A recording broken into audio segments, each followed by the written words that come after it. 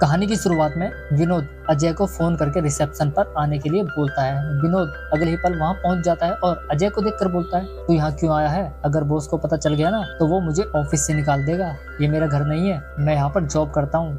फिर अजय बोलता है, वो मैं पास ही काम से आया था, सोचा तुझसे मिलकर चलूं। तू जिस सेक्रेटरी की कहानी सुनाता है ना, सोचा उसे भी देख लूं एक बार और अपने मन को हल्का कर लूं। लेकिन अजय उसे कह सुन के वहां से भगा देता है। शाम को दोनों फिर से अपने ठिकाने पर मिलते हैं और भावनाओं में बह जाते हैं। अजय विनोद को कहानी सुनाने के लिए बोलता है। विनोद बोलता है, आज तो बॉस के साथ साथ तेरे दोस्त अजय का भी नंबर लग गया। वो क्या है ना कि आज बॉस की पत्नी भी ऑफिस आ गई और बॉस को खींचकर वहां से घर ले गई। वहीं बॉस की सेक्रेटरी अपनी आंखों पर पट्टी बांधकर बॉस का इंतजार कर रही थी और बॉस को बुला रही थी। मैंने भी मौके का पूरा फायदा उठाया और पहुंच गया बॉस के कैबिन में उस सेक्रेटरी के पास। लेकिन सेक्रेटरी को किसी तरह पता चल जाता है। तब विनोद बोलता है, मिश्रा मुझे सब पता है, अगर तूने ज्यादा होशियारी दिखाई ना तो ऑफिस में सबको बता दूंगा तेरी इस हरकत के बारे में, इसलिए टाइम खराब मत कर। यहाँ पर हमें दोनों के बीच में रोमांटिक कार्यक्रम दिखाया जाता है। दोनों रोमांस करते हैं, पलंग तोड़ते हैं और सुख प्राप्त कर लेते हैं। कहानी में आगे अजय को दिखाया जाता है। तभी उसकी पत्नी और बॉस की सेक्रेटरी उसकी दुकान पर आ जाती है और अजय से बोलती है, तुम्हें कुछ भी याद नहीं रहता? 2 दिन बाद मेरा बर्थडे है और मैंने सभी ऑफिस वालों को पार्टी पर इनवाइट किया है। ये लो लिस्ट और सामान लेकर आ जाना। उस दिन